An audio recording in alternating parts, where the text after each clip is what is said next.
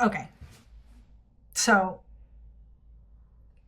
we flew with our cat from California to Vietnam, 19 hours, and he didn't pee. Had me very stressed out. You know what? Hold on.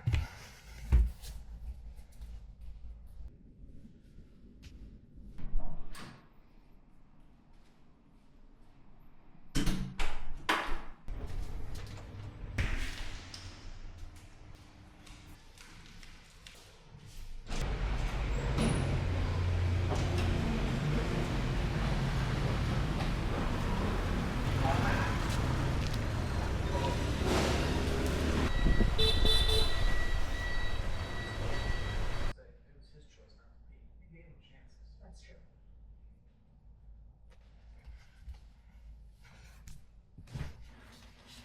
Okay, well, that didn't exactly go as planned. The whole idea was to set up this montage where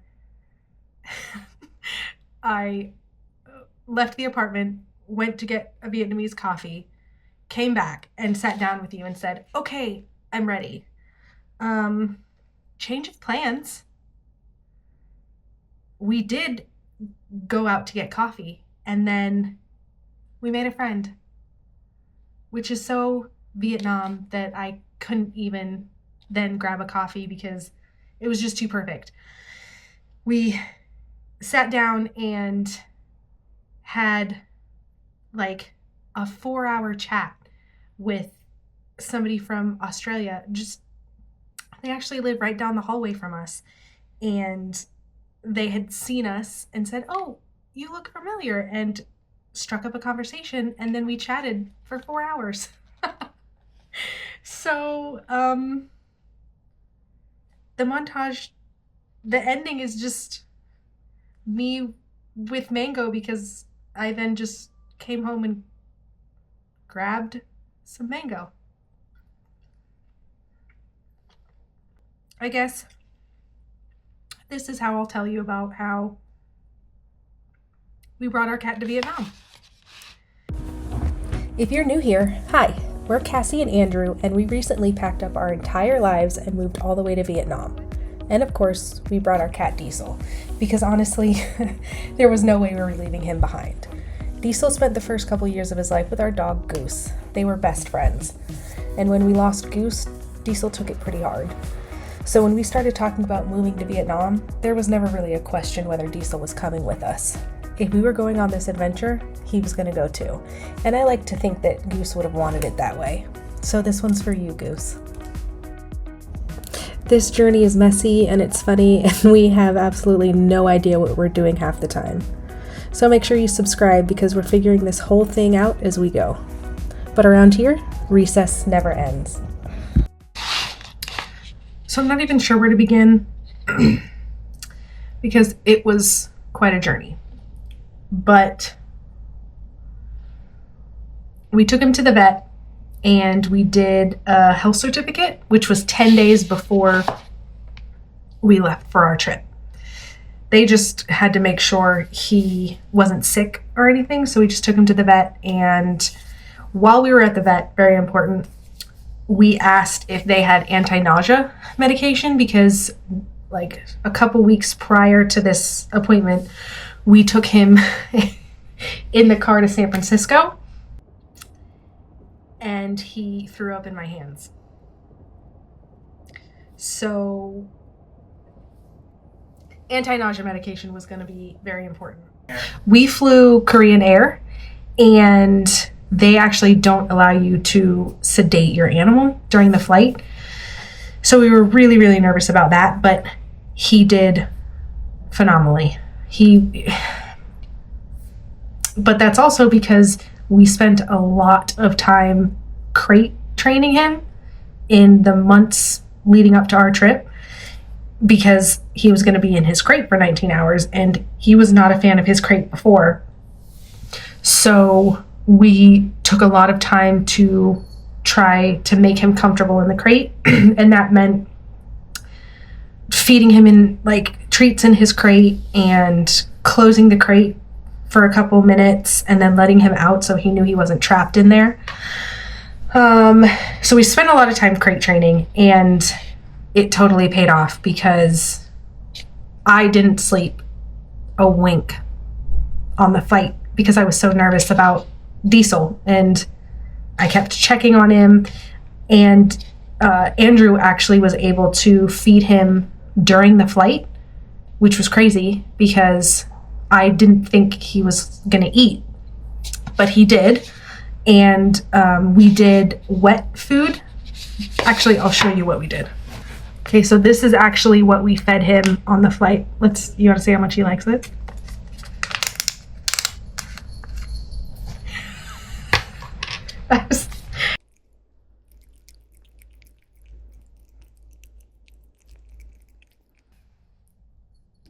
It was important because I knew he wasn't going to drink any water. And so wet food provided him with both hydration and food. So that was a big win. He did eat during the flight. I was very concerned with Diesel having to use the bathroom in 19 hours. So I bought a portable litter box on Amazon. And it came with like a carrying case and a tiny little mini scoop, and you fold it up and you take it with you. And I had tried to watch a bunch of videos about how other people took their animals in cabin, but there wasn't a whole lot of them. So I ordered this litter box and just crossed my fingers. So we took him to a pet relief area in SFO to try to see if he would use the restroom before we got on the flight. I kind of knew that he wouldn't because, we had just driven an hour from the house to the airport. And so I knew he probably wasn't going to use the litter box at the rest stop, but I also kind of wanted him to just to just know that it was there and we packed it and everything. So we tried at SFO, and that didn't happen. He did, however, make himself very comfortable at the pet relief area. But I figured we'd try. So then we boarded our first flight from SFO to Korea.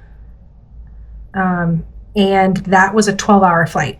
Luckily, we, in Korean Air, they have whole rows for pets. I think there's 3 rows dedicated to pets on board, and they give you the whole row. So that was super helpful because we were able to have space for him to put him underneath the seat. Our carrier is actually a really nice carrier. It opens up. I'll show you. Okay, so this is the crate that we got him. This is the crate that we got him to fly in. And this is the best crate ever because, see, it has his front area and then whole compartment that you open up, and he has like a patio. He loves this thing. He loves this thing. And so when we put it underneath us on the 12-hour flight, we just opened this, and man, it's pretty big. If you can see in there, it's huge in there for him to just hang out in. We have his little. So when we sat him underneath us from SFO to Seoul, he had that whole thing was opened up, and he had the whole underneath to just hang out. And luckily he did. He was super chill. But about 9 hours into the flight, he had just eaten one of these. Not one, he probably had half of it. He had just eaten this, and everybody on the plane was like sleeping. So I figured it was the perfect time for me to take him and try to have him use the litter box in the airplane bathroom. So I put down a puppy pad, and then I put the foldable litter box on that, put another pee pad, and then sprinkled litter. He was so good. I took him out of the crate and put him down in the litter box, and he just laid down. He had no interest in going to the bathroom at all. I left him there for a little while. I poured more litter into the box to see if, the smell would help, and then I tried to do the digging thing. None of it was working. He just decided that he was not going to use the restroom. So, we waited there for a minute. The whole video is about 10 minutes. And so that didn't happen. So I just put it away and brought him back to the seat. And then when we got to Seoul, there were no pet relief areas inside of Seoul Airport. So what I did was bring him into a stall in the women's bathroom and did the same thing. I took out the litter box, put the litter in there, and again, he just laid inside of the litter box. So we only had about an hour and a half from the gate in Seoul from the arrival gate to the departure gate. We had about an hour and a half, and we still had to go through another security line. And Andrew was very popular. He took Diesel out of the carrier in Seoul, went through the security line, and everybody was taking pictures of Diesel. They were very excited. Andrew was very popular.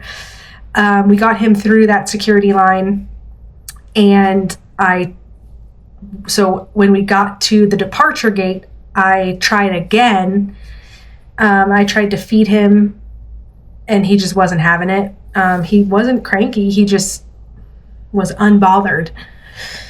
So then when we got on the plane from Seoul to Da Nang, it was a much smaller plane. So it was only a 2-seater row. So he was a little bit more cramped. We still opened the cat patio, but it was, again, just still a little bit more cramped. So then we did have a shorter flight from Seoul to Da Nang. So I didn't try to make him use the litter box because the plane was a lot smaller and it was quicker. So I just crossed my fingers that he was comfortable. And we finally got to Da Nang, and again, he was super chill. While Andrew was waiting for our bags at the carousel, he was just hanging out, just sitting in his carrier, not a care in the world. I was still stressed out.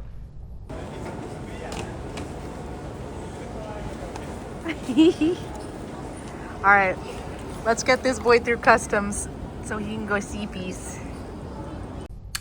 So we had a quick grab ride to the hotel in Da Nang, and I set up his portable litter box because nothing was open by the time we got to Da Nang. It was about 10 o'clock at night, and so no pet shops were open, but I still had the portable litter box and the litter, so I set that up for him. And then immediately the next morning we went to the pet store immediately. The first thing we did was make sure we got a litter box and litter for Diesel here in Da Nang. Set his litter box up. And that was it. He had no problems not going to the bathroom for, almost 24 hours because he might have gone before we left the apartment, in the Bay Area, but he didn't go the whole day. I was super stressed out, but I didn't have any reason to be. He was so good the entire flight. And once we got to the hotel in Da Nang, he was happy as a clam. He was checking out the whole hotel room, and we had brought a can of food with us, And we opened that up for him, and he immediately ate and drank water. So he wasn't stressed out. He wasn't uncomfortable. I can't believe I'm going to say this on camera, but Diesel was an angel. He was perfect during that whole travel day, which made my life a lot easier and Andrew's life a lot easier, so that he didn't have to worry about me and Diesel. So I think if I had any tips for people doing a long journey with a cat on an airplane or anything, it would be to crate train them, to make sure they're comfortable in their crate, and like to test a lot of things out, because we hit the crate training hard for the 2 months before we left, because I think we only had 2 months between deciding we were leaving and when we left. So to make sure that they're crate trained, and then just creature comforts from home, which were food and his treats. We had these, and we did have dry treats, but make sure you have something wet so that they get a little bit of hydration. And yeah, just the anti-nausea medication that we had for him too, because he does get car sick. So I didn't know how he was going to do on a plane, but he did great. Took the anti-nausea medication before we left the apartment, and then drove to San Francisco, which is about an hour. Good to go. And we didn't sedate him the entire trip, because you can't with Korean Air, but also because we didn't have to. He was very comfortable in his crate, and he was just happy the whole time. And I think next time I won't be so worried about him, because I just kept checking on him the entire time, because I couldn't believe he was being so good. So I think my advice would be crate train, bring wet treats, and I would say bring a portable litter box just in case, but I don't think that cats need to use them. Diesel is fairly young. He's about 2 years old, so that could maybe attribute to it. But looking back, I think I was so focused on everything that could go wrong that I forgot to give him credit for how adaptable he actually is. We asked this little guy to leave everything he knew, get into a carrier, spend 19 hours traveling, cross an ocean, and wake up in a completely different country. And he handled it better than I did. I think that's the whole point of this adventure. We're all a little outside of our comfort zone. We're learning as we go. And around here, recess never ends. So that's how we got Diesel to Vietnam. Would I do it again? Absolutely. Would I pack a portable litter box again? Oh, 100%.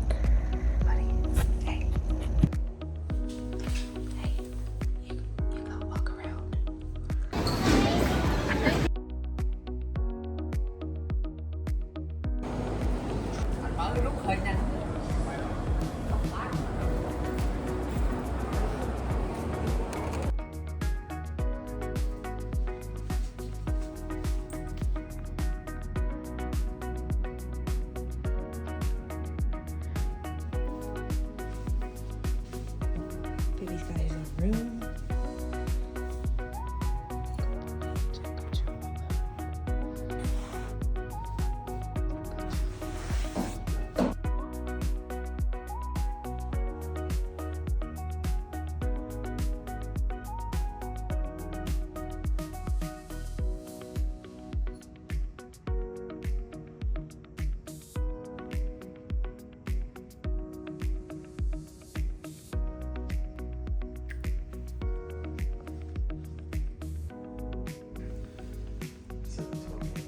So Diesel survived a 19-hour flight to Vietnam.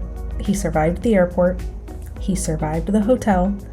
And he survived the litter box crisis. But apparently, daycare is where he draws the line. Diesel absolutely hates school right now. And honestly, after everything this cat has been through, I did not expect daycare to be the thing that broke him. So we have a new mission. Can we convince this little guy that school is actually fun? Follow along to find out if Diesel ever gets over his fear of school.